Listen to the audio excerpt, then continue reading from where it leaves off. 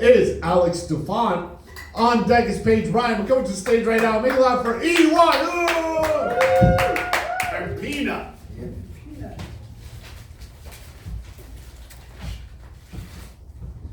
Alright, guys.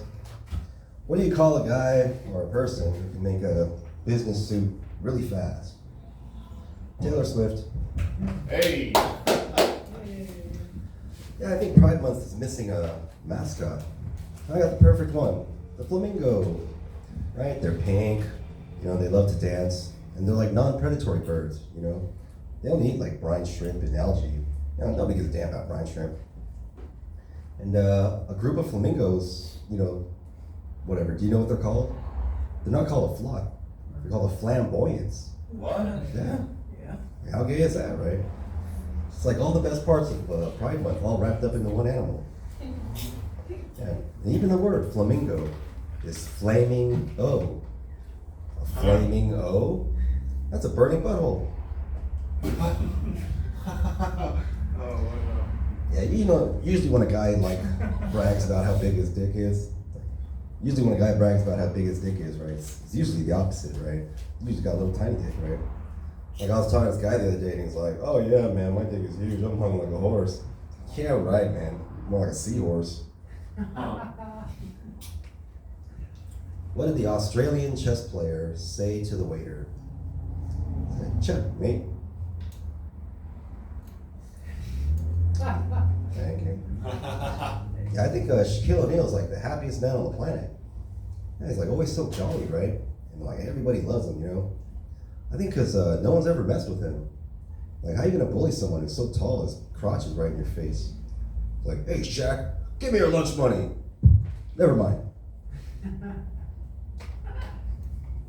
Hey, you seen these billboards all over Hollywood about this blind mountain climber that climbed Mount Everest? It's pretty inspiring. But I was thinking about it, and I was like, well, how do you know he's on top of Mount Everest? For all he knows, he could have been on top of Mount Whitney, just right over there. And then I thought about it, I was like, you know what? It's actually a pretty good business idea. Taking blind mountain climbers up to the top of Mount Everest. Yeah, that whole thing about if you're a lady and you're alone in the woods, would you rather run into a bear or a strange man? And a lot of women are choosing the bear, But I was thinking that's just ignorance of bear knowledge, I think. Because I ran into a bear in the woods once, and he fucked the shit out of me.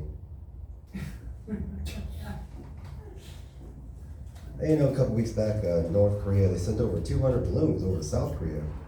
Yeah, they were filled with like garbage and excrement.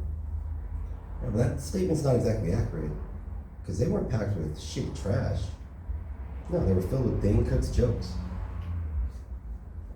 Yeah, in retaliation, South Korea set up these loudspeakers and shit, and they're blasting like all this like anti-communist propaganda and like K-pop, into North Korea. And in retaliation for that, North Korea has set up their own loudspeakers, but they don't have bands like BTS in North Korea, So they just blast the most annoying sounds they could think of. Hey, you probably guessed it. Matt Rife's comedy special. Yeah, I was in the United States Army, 1st Cavalry Division, Fort Smith, Texas. It was pretty cool, It was weird being the only Asian person, though. Yeah, every day people were looking at me like, "Are we supposed to shoot this guy?" It was pretty cool, You got some good benefits being in the Army and stuff, but I'd say the best benefit was the ability to give old men hard-ons. Yeah, old men, they love hearing Army stories. I guess because it makes them feel younger or gives them hope for the future or something. But like, if I meet some old man in a park and I start telling them Army stories, I'm telling you, they start coming all over me. All right, I'll tell you an Army story right now. It's the day that I in process into the Army. Okay, my recruiter, he picks me up and he takes me to the Bonaventure Hotel right over there in downtown. It's really fancy, right? So he goes, "You see that line of people? Get in that line and sign in and they'll tell you what to do." So I do that, and then they give me a room key, and they say, "You better go sleep early tonight because we're going to wake you up at 3 in the morning." I'm like, 3 in the morning? I'm 18 years old. Like, what the fuck? I've never woken up that early. But whatever, I go to sleep. And then sure enough, 3 o'clock in the morning, fucking phone rings. I'm like, "Hello?" And they're like, "Wake up, get downstairs, get on this bus." So I do that. And this bus takes us to like some base, like in Long Beach or something. Then the very first thing that they do is they break us up into our branches, right? Like Army here, Navy here, Marines here, Air Force here. Now it's obvious to everyone right away that all the pretty girls are in the Air Force. So I'm in the Army. I'm like, fuck. Anyway, the very first thing they do is they give us this test. It's like fucking SAT on steroids and shit. It's crazy. Anyway, those who pass that test, they break us up in these little groups. And for me, they're like, hey, you go into that room over there. So I'm like, all right. I walk into the room, I'm like, whoa, what the fuck? In the room, it's just a bunch of dudes all lined up, and they're all in their underwear and shit. They're all like doing windmills and shit. And they're like, get in there, I'm like, okay. And they're like, come on, get in here, take off your clothes, whatever, get in line. I'm like, I guess, It's really fucking uncomfortable, I've never done anything like this. So I take off my clothes and I line up with all the other guys. What's going on is there's a sergeant in the front, and he's telling everyone, all right, do windmills. All right, now do push-ups. Okay, now do jumping jacks. Right, and these two other sergeants, they're walking up and down the line, just kind of watching everyone like hawks and shit. And then at one point, one of the sergeants, he yells at the guy next to me. He's like, you, do that windmill again. And the guy tries, but he can't go all the way up. And so he's like, you, get out. He's like, get out, you're out, And that was it. That's how quick it was. He was out of the fucking Army or whatever. And that was just the beginning. You had vision tests, hearing tests, you had all these different tests, height, weight. And people are getting fucking kicked out left and right and shit. They're like, you're out, you're out, you're out. At this one point, there was this big old Mexican dude, he's all tatted down.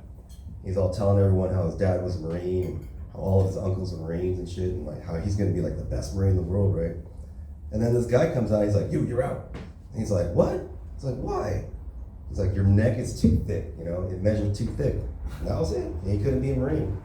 And he almost started crying right then and there in front of everybody. And so anyway, I'm passing all these tests, and then finally around 5 o'clock, I passed the last test.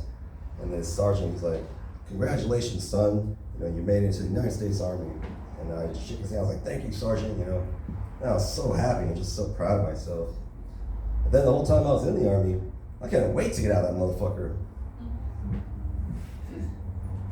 Okay, I'll tell you the story. My parents, they had a carpet cleaning company in LA. And so after I got out of the Army, I was working for them. And we did a lot of work in West Hollywood because a lot of the other carpet cleaning companies, they didn't really want to go out there. But for us, money's money, so shit, we'll do anything. Anyway, so I'm in this guy's house in West Hollywood, and the way we clean carpets is that we go to the end of the house first, and then we work our way backwards so that we're not stepping on areas that we already cleaned. So I'm following this guy, into his house, down this long hallway loaded with these small framed pictures. Then I go into this room, and the only thing in the room is a bed. But on the wall, there's a giant life-size poster of a naked man. And he's got this look on his face like, right? And on the other wall, there's another life-size poster with two naked men. One of them's holding the other's dick, right? They're like, ugh. Anyway, I'm just like, okay, whatever, nothing to see here, don't ask, don't tell. So I'm just cleaning, and then I hit something under the bed, and it starts making noise and shit. I'm like, what the hell was that? I'm like, whoa. And I saw what I could only describe as a beeping, blinking, transformer dildo snake. And it was all going, blue, blue, blue. And I didn't know how to turn it off and shit, it was all greasy and shit. I was like, fuck. Finally, I turned it off, I throw her in the bed. And I'm just trying to get out of there at this point, I'm like, fuck. So I'm working, I'm going out of the room, and I'm in the hallway, and I see the pictures on the wall, and those pictures were of other carpet cleaners with their dicks hanging out. I was like, oh no! And then all of a sudden I hear this, and I turn around, and it's the guy, and he's got a camera in one hand and a $100 bill in the other. Man, I'm not gay or anything, but money's money, so hell. I'll tell you a couple of jokes. Yeah, there's a new disorder going around called the Usher syndrome. Yeah, it makes you go blind and deaf. That's pretty damn serious, So I always thought when you got Usher syndrome, it just made you go, yeah.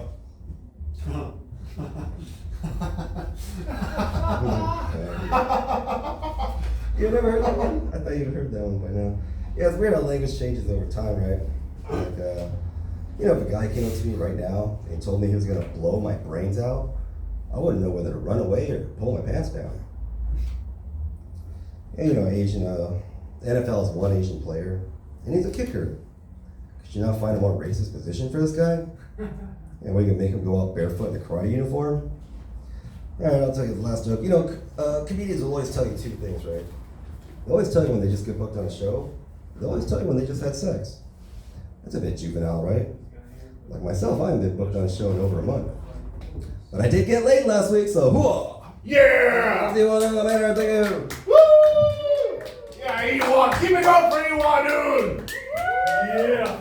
He was in the army. Thank you for your service, sir. Thank you. Yeah, You might not like it, but that's what a hero looks like. He's a Kim Jong-un impersonator. In business casual, holding a chihuahua. That's all right. Cool.